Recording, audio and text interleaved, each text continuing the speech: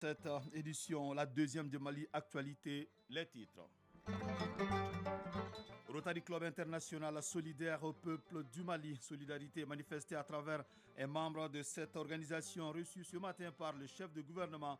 Gul Adenajou s'est engagé à dire à ceux qui décident de cette question d'embargo au Mali que ce n'est pas la bonne manière et que le peuple a besoin de vivre. Vous l'entendrez dans ce journal.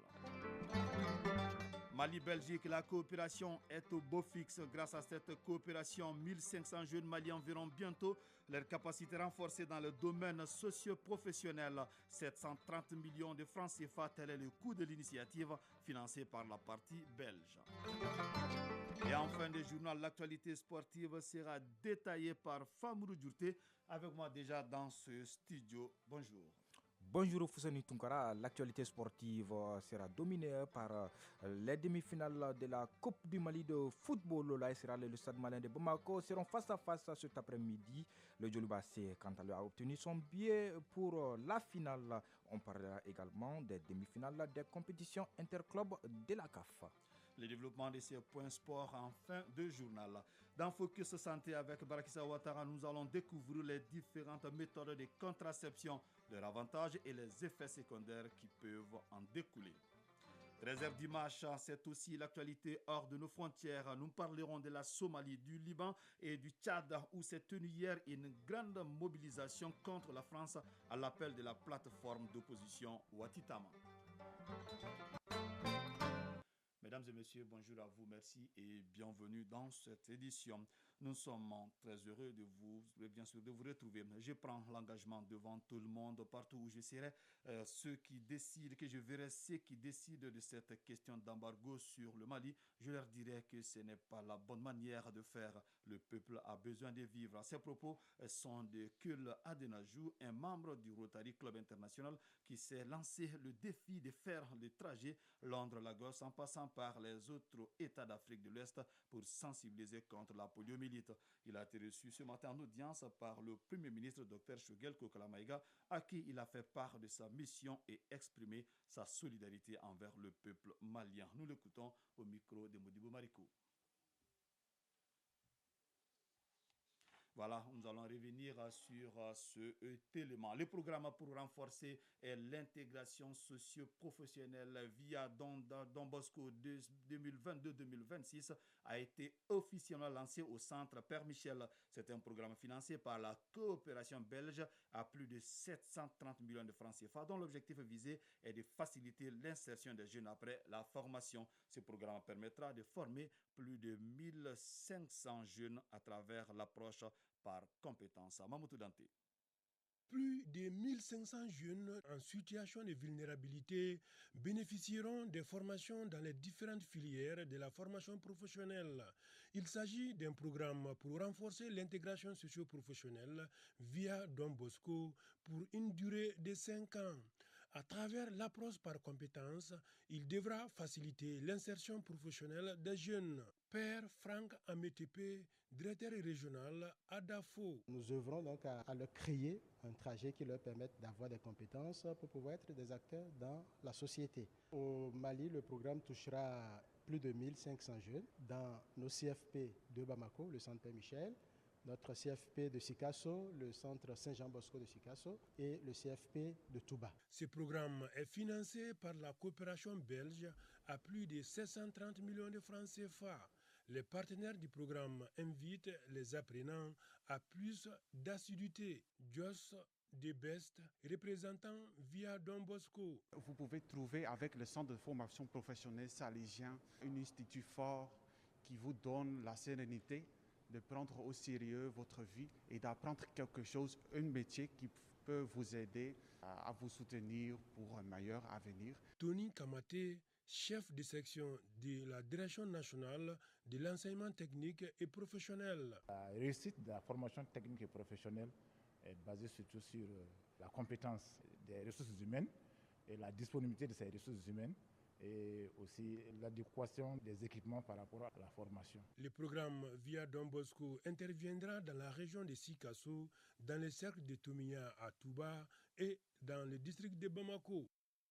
Le Mali, à l'instar des autres pays, célèbre ce 15 mai la Journée internationale des familles. Cette journée est instituée par les États-Unis en vue de faire l'état des lieux des difficultés économiques et démographiques auxquelles sont confrontées les familles. Elle est célébrée chaque année sous le thème protection des enfants, rôle et responsabilité des familles. Les raisons du choix de ce thème avec la ministre de la promotion de la femme, de l'enfant et de la famille, Wadidje Founé Koulibaly, elle est au micro de Nouhoum Sissoko. Le choix de ce thème traduit la volonté politique des plus hautes autorités du Mali à promouvoir les bonnes pratiques familiales en matière de protection des enfants, mais aussi à identifier des défis auxquels les familles sont confrontées. Pour relever ces défis, de nombreuses mesures ont été prises pour renforcer le cadre institutionnel, politique et juridique des familles dans notre pays. Il s'agit entre autres de l'adoption de la politique nationale de promotion de la famille en 2015 et son plan d'action 2016-2020, de l'adoption du Code des personnes et de la famille en 2011, de la création du Conseil national de la famille en 2006, de l'institutionnalisation de la célébration de la Journée internationale des familles. Dans cette dynamique, mon département, en collaboration avec les ministères sectoriels et nos partenaires de la protection de l'enfance, mettra tout en œuvre pour que l'identité familiale puisse jouer pleinement son rôle et assumer ses responsabilités. Le 15 mai marque également les 7 ans de la signature de l'accord pour la paix et la réconciliation issu du processus d'Alger. C'était le 15 mai 2015 au Centre international des conférences de Bamako. Cet accord, fruit de plusieurs mois de négociations à Alger entre les parties maliennes, est censé ramener la paix et la stabilité sur l'ensemble du territoire national. 7 ans après sa signature, certes, des efforts ont été consentis, notamment dans le processus du DDR, mais le chemin qui reste à parcourir reste encore long. Je vous le disais tout à l'heure, je prends l'engagement devant tout le monde, partout où je croiserai ceux qui décident de cette question d'embargo sur le Mali, je leur dirai que ce n'est pas la bonne manière de faire. Le peuple a besoin de vivre. Ces propos sont de Kul Adenaju, un membre du Rotary Club International qui s'est lancé le défi de faire le trajet Londres-Lagos en passant par les autres États d'Afrique de l'Ouest pour sensibiliser contre la poliomyélite. Il a été reçu ce matin en audience par le Premier ministre Dr Choguel Koukalamaïga, à qui il a fait part de sa mission et exprimé sa solidarité envers le peuple malien. Nous l'écoutons au micro de Modibo Mariko. It's all about humanitarian mission. C'est essentiellement une mission humanitaire que nous faisons grâce à une moto depuis Londres jusqu'à Lagos, et à partir de là j'ai pu traverser la France, j'ai pu traverser le Maroc, j'ai pu traverser la Mauritanie, le Sénégal, et maintenant je suis au Mali. Essentiellement, la mission que je me suis donnée, c'est de sensibiliser nos populations sur la maladie de la poliomyélite, montrer que nous pouvons combattre la poliomyélite, finir avec la poliomyélite, mais pour cela, il faut que nous puissions sensibiliser. Et donc, derrière ce voyage que je fais, il y a une mobilisation de ressources financières pour accompagner mon pays, le Nigeria. J'ai simplement dit au Premier ministre mon expérience personnelle envers Mali, de Diboli en passant par Kay jusqu'à Bamako. J'ai eu un accueil chaleureux qui me montre que le Mali et les Maliens sont un peuple accueillant. Et c'est ce que je suis en train de partager sur mes différents réseaux sociaux, dire que le Mali est un bon pays, il n'y a pas de désordre, le pays est bien organisé. Et c'est tout ce que je disais au Mali, et je répète, j'aime le Mali. Pour la suite de ma mission, je veux vraiment continuer ma sensibilisation autour de la lutte contre la polio. Nous pouvons le faire, nous pouvons éradiquer cette maladie. En venant de Diboli, en passant par Kay jusqu'à Bamako, je me suis personnellement rendu compte que ça n'a aucun sens, cet embargo. Si j'avais ce pouvoir-là d'être à la tête de la CEDEAO en tant que président de la CEDEAO, j'aurais certainement fini avec cet embargo, parce que les peuples ont besoin de vivre dans la proximité. Je prends l'engagement devant tout le monde. Partout où j'aurai l'occasion de croiser des personnes qui décident sur cette question d'embargo, je vais leur dire que ce n'est pas cela la bonne solution. Il y a d'autres manières de faire, parce que, comme j'ai dit, les peuples ont besoin de vivre, et je prends l'engagement devant vous d'être l'ambassadeur pour que cette situation finisse. Yes, I accept the role. Actualité hors de nos frontières. Grande mobilisation hier au Tchad contre la France. À l'appel de la plateforme d'opposition Watitama, plusieurs personnes ont manifesté pour demander le départ de l'ancienne colonie accusée de s'immiscer dans les affaires de leur pays. Brahma Traoré, bonjour. Bonjour, Foussine Tounkara. Alors, les manifestants avaient un seul message à la boucle. Lequel? La France dégage. C'est le principal slogan qui scannait les marcheurs à l'appel de la plateforme d'opposition de la société civile Wakil Tama. Plusieurs centaines de personnes ont battu hier le pavé contre la présence française au Tchad. Elles accusent l'ancienne colonie de soutenir les militaires au pouvoir. La manifestation qui avait été autorisée par les autorités a débordé malgré les dispositifs policiers déployés pour l'occasion. Les manifestants ont brûlé au moins 2 drapeaux français et vandalisé plusieurs stations-service Total, considérées comme symbole de la France selon des témoins. Plusieurs élèves et collégiens ont rejoint la marche d'hier entonnant en chœur la France dehors. Si nous continuons à souffrir depuis l'indépendance, c'est par la faute de la France qui nous empêche d'être réellement indépendants, a lancé un enseignant arabophone. Pour le coordinateur de la plateforme Wakil Tama, Max Louagar, les Tchadiens prennent de plus en plus conscience de la pertinence de la lutte et rejoignent le mouvement. Nous demandons juste que notre peuple soit respecté, a-t-il conclu. Au moins 4 responsables de la coalition d'opposition auraient été interpellés par la police. Le ministre de la Sécurité publique, Idriss Dogoni, a annoncé que les responsables de Wakil et Tama allaient répondre des actes de vandalisme contre les stations d'essence. Les marcheurs étaient déjà dans cette logique puisqu'ils avaient promis de réparer les casses même si, disent-ils, les actes de vandalisme ont eu lieu à la fin de la manifestation. Quoi qu'il en soit, Fousseni Tounkara, la manifestation d'hier au Tchad était un message envoyé à l'ancienne puissance coloniale pour qu'elle respecte la souveraineté d'un pays souverain. Merci Brahma Traoré. En Somalie, 36 candidats sont finalement en lice pour l'élection du président après que l'un d'entre eux a annoncé son retrait ce samedi. Le chef de l'État sortant, Mohamed Abdullahi Farmajo, est candidat à sa réélection contre plusieurs poids lourds de la politique somalienne. Nouhoum Sissoko, bonjour. Bonjour Hussein Tounkara. Alors, cette élection d'un nouveau président en Somalie se tient sur fond de crise politique et sécuritaire. C'est un hangar de l'aéroport de la capitale sous protection de la force de l'Union africaine qui abrite ce dimanche le vote du Parlement pour élire le nouveau président somalien. La police a également instauré un couvre-feu à Mogadiscio pour des raisons de sécurité. Au finish, 36 candidats sont en lice après que l'un d'entre eux a annoncé son retrait ce samedi. Mohamed Abdullahi Farmajo est candidat à sa réélection. Plusieurs fois repoussée, cette élection est très attendue. Elle doit marquer la fin de plus d'1 an de crise politique qui a profondément divisé le pays et entravé la lutte contre les islamistes Chebab. Couvre-feu dans la capitale, le dispositif de sécurité autour du vote de ce dimanche témoigne donc de l'ampleur des enjeux qui entourent ce scrutin. Il est censé permettre à la Somalie de tourner la page d'un processus électoral long et chaotique qui a suscité depuis plus d'1 an crispation, violence et division jusqu'au sein même des forces de sécurité, comme l'ont montré les affrontements armés survenus en pleine capitale en avril 2021. Alors, quels sont les défis qui attendent le président qui sera élu, Nouhoum Sissoko? Le premier défi pour le nouveau président sera de réconcilier les Somaliens et réconcilier les clans. La deuxième chose à faire sera d'améliorer la relation entre le gouvernement fédéral et les États membres. Sous Farmajo, 2 États membres sur 5 lui étaient farouchement opposés. Le nouveau président doit s'assurer que l'ensemble de la carte fédérale du pays travaille en étroite collaboration avec lui et inversement. L'autre grande question est celle de la sécurité. L'accord sur la nouvelle force de l'Union africaine ATMIS a été signé par le gouvernement sur le départ. Aux yeux de nombreux analystes, ce texte est trop ambitieux. Il urge donc de renégocier certains points et de revoir sa faisabilité. Sur le volet économique, le FMI et la Banque mondiale attendent que soit nommé très rapidement un nouveau ministre des Finances afin de reprendre des discussions sur le programme d'allègement de la dette, sinon ils menacent de suspendre leur aide. Or, le nouveau président aura du mal à payer ses fonctionnaires et ses forces de sécurité si ces négociations ne démarrent pas immédiatement. Fousseni Tounkara.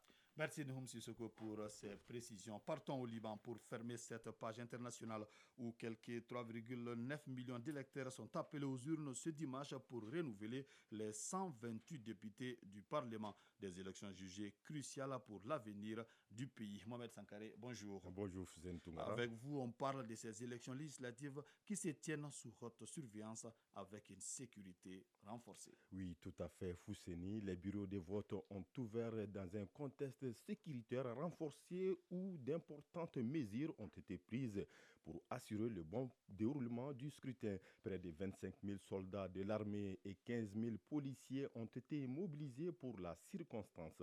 L'armée est chargée de la sécurité à l'extérieur des bureaux de vote alors que la police en garde les entrées. Une source militaire a indiqué que les mesures de sécurité seront renforcées d'une manière exceptionnelle à Tripoli, la deuxième ville du pays, et dans certaines régions du nord du Liban où les risques d'incidents semblent plus élevés qu'ailleurs. Le ministère de l'Intérieur a aussi interdit la circulation des motos le jour des élections. Cette mesure vise particulièrement les réfugiés syriens qui utilisaient souvent ces moyens de déplacement. Pour ces votes, il s'agit pour les électeurs libanais, comme vous l'avez dit, de renouveler les 128 membres du Parlement. Ce scrutin représente un premier test pour les groupes d'opposition qui ont émergé à la suite d'un soulèvement populaire déclenché en octobre 2019 pour exiger le départ d'une classe politique accusée de corruption et d'incompétence. Le suffrage devrait cependant maintenir le statu quo en faveur des forces politiques traditionnelles, pourtant tenues pour responsables de la pire crise socio-économique dans laquelle est englué le Liban depuis 2019, préviennent les experts Fousseni. Merci beaucoup, Mohamed Sanker. À présent, la page sport.